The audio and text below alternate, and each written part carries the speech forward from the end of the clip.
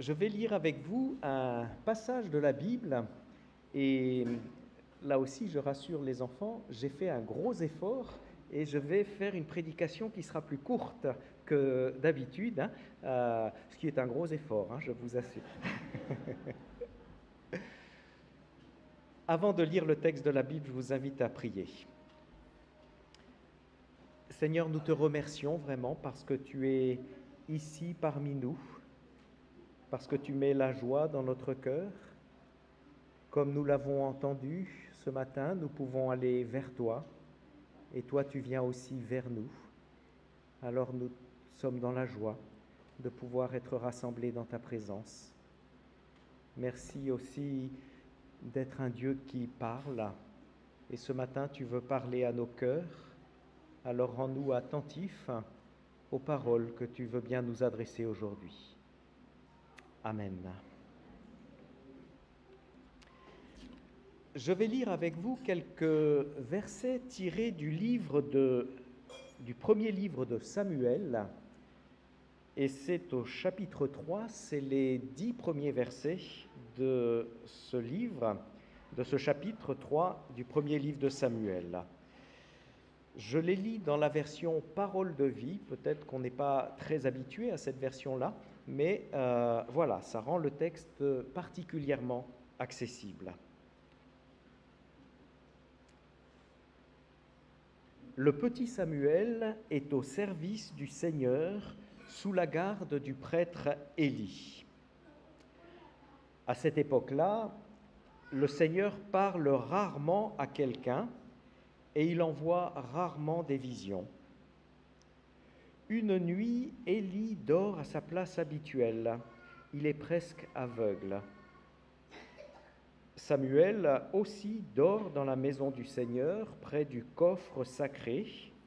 La lampe de Dieu brûle encore. Le Seigneur appelle « Samuel !» Samuel répond « Je suis là !» Puis il court auprès d'Élie et lui dit « Tu m'as appelé, je suis là !»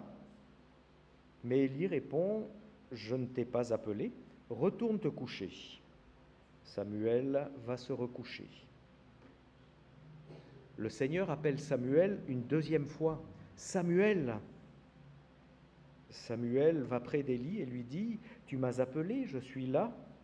Élie répond « Je ne t'ai pas appelé, mon fils, retourne te coucher. » Samuel ne connaît pas encore le Seigneur, car celui-ci ne lui a jamais parlé. Le Seigneur appelle Samuel une troisième fois. Samuel se lève, il va près d'Élie et lui dit « Tu m'as appelé, je suis là !» Alors Élie comprend que c'est le Seigneur qui appelle l'enfant. Il dit à Samuel « Retourne te coucher, et si on t'appelle, tu diras « Parle Seigneur, ton serviteur écoute. » Samuel va se coucher à sa place habituelle. Le Seigneur vient et se tient là. Comme les autres fois, il appelle « Samuel, Samuel !» Et Samuel répond « Parle, ton serviteur écoute. »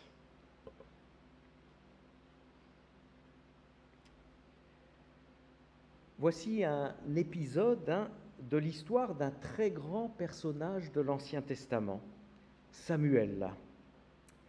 Alors, ce qu'on a lu dans le texte, on nous dit que Samuel est encore très jeune. La version qu'on a lue parle du petit Samuel. D'autres versions disent le jeune Samuel. En fait, on ne connaît pas son âge, mais il ne devait pas être très âgé, puisque le texte dit qu'il ne connaissait pas encore le Seigneur. Pourtant, on voit que cela ne l'empêche pas d'être à son service. Et on voit que le texte insiste fortement là-dessus. Et déjà, le chapitre précédent, il était précisé, le petit Samuel reste à Silo pour servir le Seigneur sous la conduite du prêtre Élie. Or, Silo, je précise, c'est là qu'on avait dressé la maison de Dieu, le temple ou la tente dans laquelle Dieu manifestait sa présence. Et donc, au chapitre 2, verset 11, on nous dit « Samuel était au service de Seigneur sous la conduite du prêtre Élie.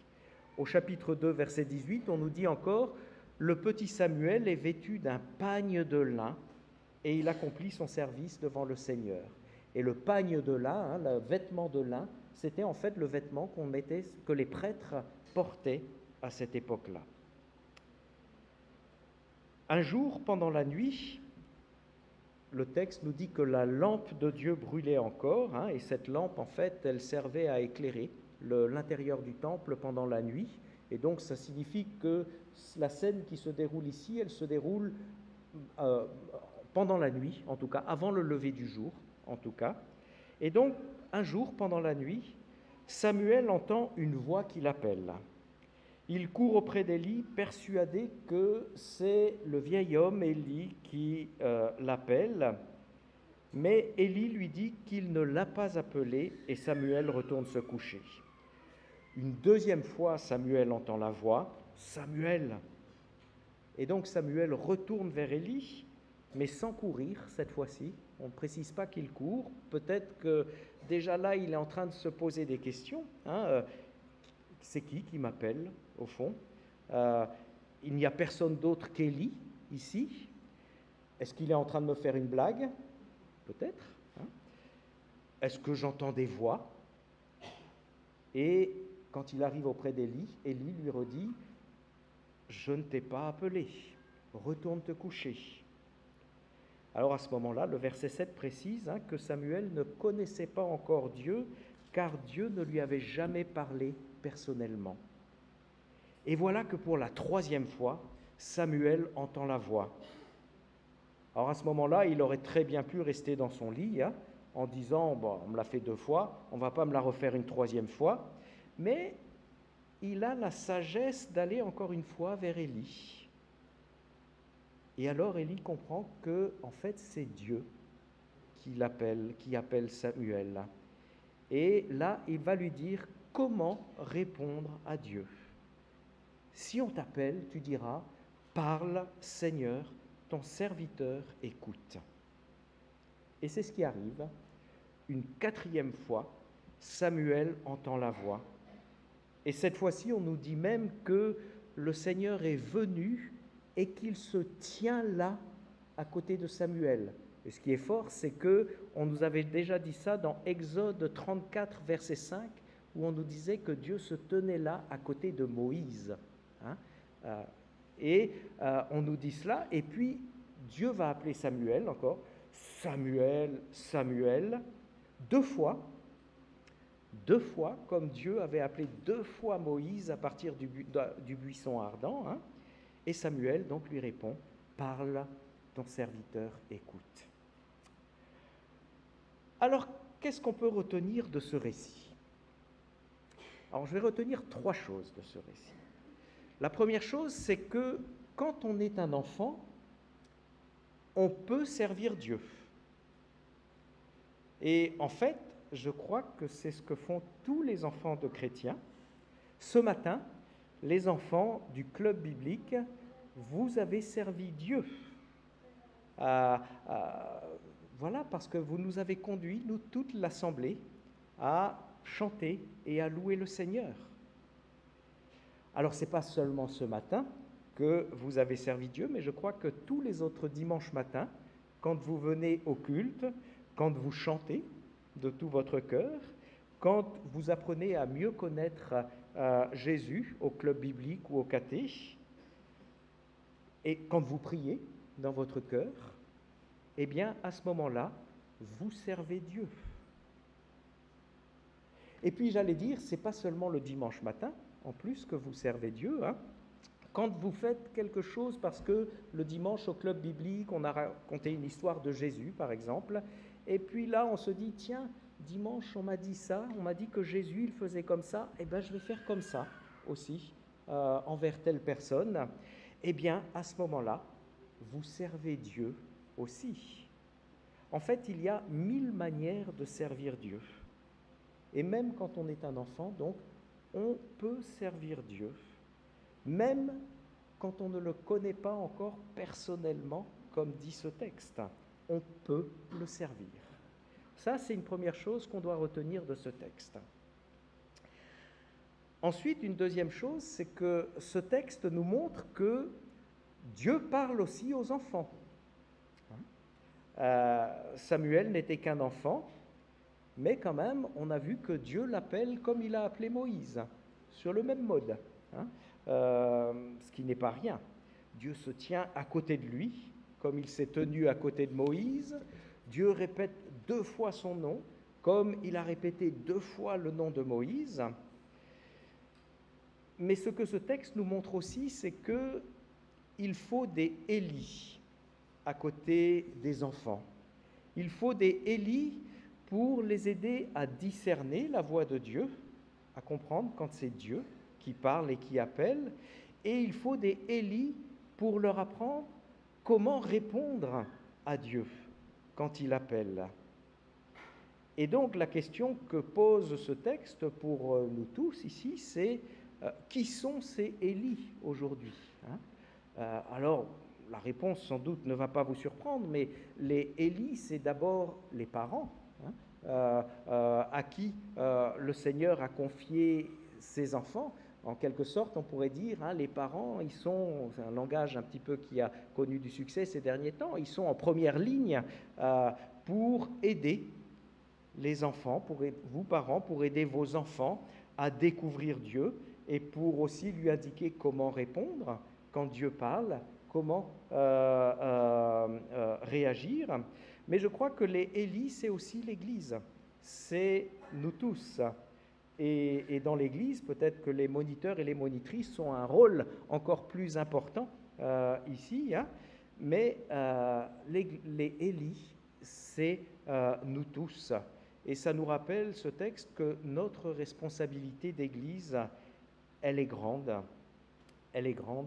dans notre attitude vis-à-vis des enfants. Et donc ce texte, il nous pose aussi cette question, est-ce que nous serons les Élis des enfants de l'Église pour les aider à discerner la voix de Dieu et pour les aider et leur montrer comment répondre à la voix de Dieu lorsqu'il appelle? Et puis enfin, une troisième leçon, et c'est la dernière que nous donne ce texte,